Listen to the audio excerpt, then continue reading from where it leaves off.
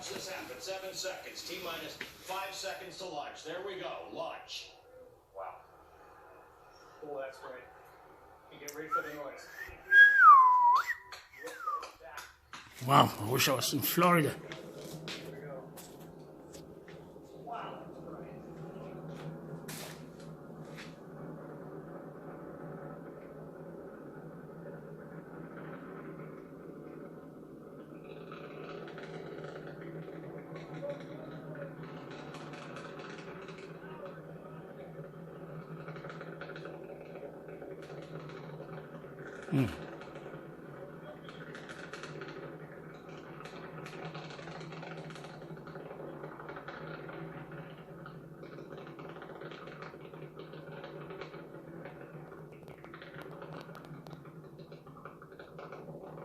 I'll let you know what to expect. We are now coming up to 1 minute in space for this. At 2 minutes and 33 seconds, you'll see the side boosters separate. That is the first sign of success of this mission. If those side boosters separate at 2.33, you'll see that in the top corner of your screen. We're at 1 minute and 4 seconds. Let's listen in and watch to see the first sign of success of the Falcon Heavy. Maximum Q right there, Ali. If you can hear me, maximum Q, that's the maximum vibrations right now on that vehicle, and it continues to operate perfectly.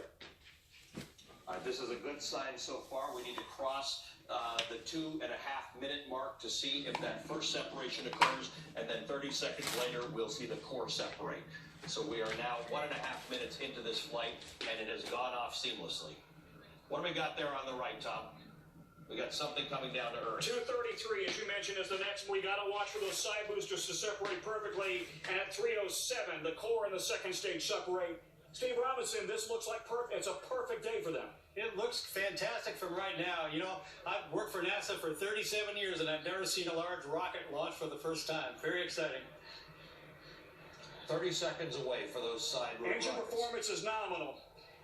You know, I've stood here for NBC News as Steve was in a shuttle going up into space, but I don't think I've never felt that much of a rumble here. The whole building was shaking. It was very, very impressive. Nobody knew what to expect. It's never flown before. Yeah, it was absolutely phenomenal. Yeah. So let me give you a sense of what we've got there. This thing is going 5,000 kilometers getting an hour. ready for booster separation. 3 seconds.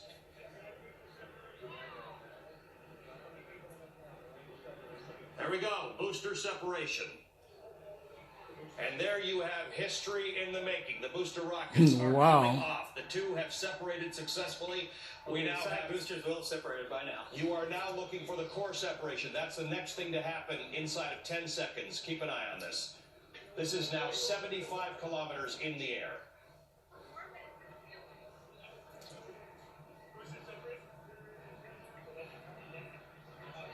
Okay, this is the next thing. Rockets will be back on the ground in 5 minutes.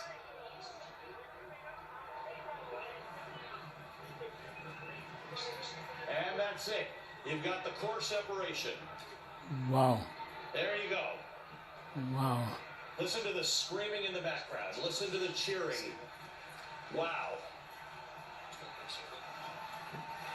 This could not have gone better, Ali. I mean, Elon Musk's team must be very proud. You can hear them now at their command center in Los Angeles. 9,800 kilometers in, at 9,800 kilometers, 1,000 kilometers an hour now. That's 600 miles an hour this is traveling. 6,000 miles an hour, I'm sorry, 115 kilometers in the air. We have had stage 1 and stage 2 separation take place successfully. Tom, this looks like a success so far. Steve, I don't think it could have gone any better. Do you? Everything down to the money, down to the second, has been right on the money for them. As far as we can tell, we're not looking at the numbers, but you know, the vision really speaks for itself. That rocket lifted off beautifully.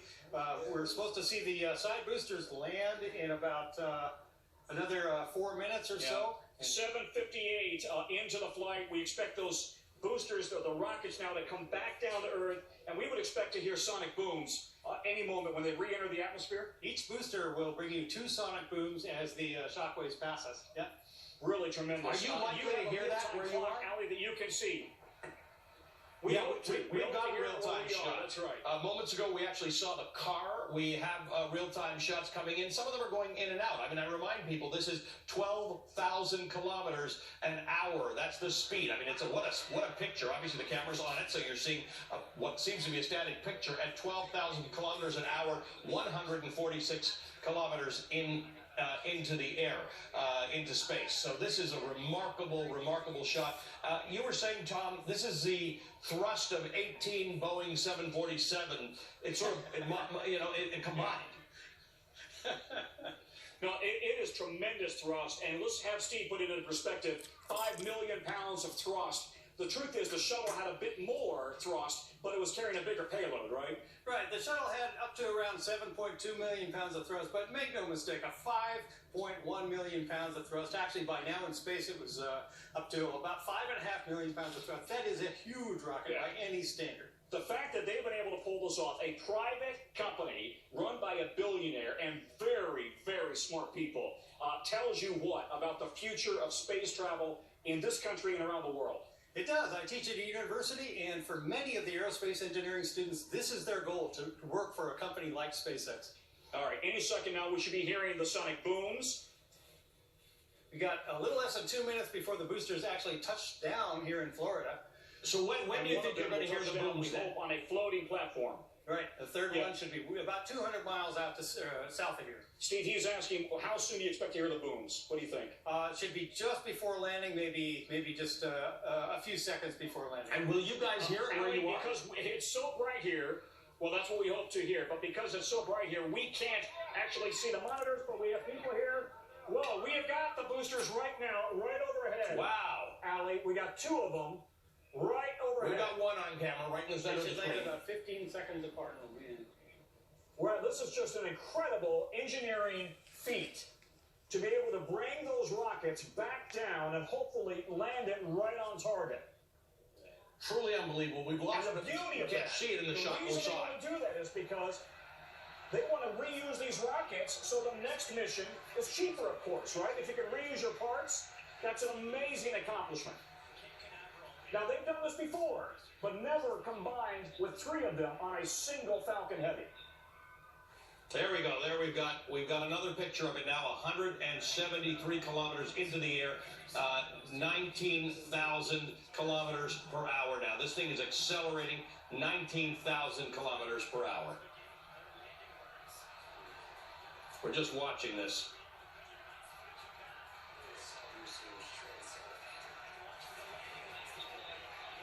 Well, we have not heard the sonic. Oh, now we see them coming down perfectly, right? Right. Look at that. Wow, look at that. That's incredible. It looks like a science fiction movie. There you see. There it's getting ready to land. One of the greatest engineering Look at that. Look at that. They're landing seen in decades. vertically. They're both Whoa. down. Both rockets have touched down smoothly. Wow. 8 minutes into the flight. 8 minutes. You called it at 7:58. It is almost exactly on time. 4 booms. There are 4 booms. You heard them? We had them. We had them right here. It shook the whole building. Steve, you teach this stuff to tomorrow's astronauts or engineering experts. How big of a day is this? I just want to say congratulations to everybody at SpaceX. You know, you went through all of that school and all that difficult learning. This is the payoff. You're invigorating and exciting Hang the on, entire guys. universe here. I just want to. They're flipping between a bunch of feeds here.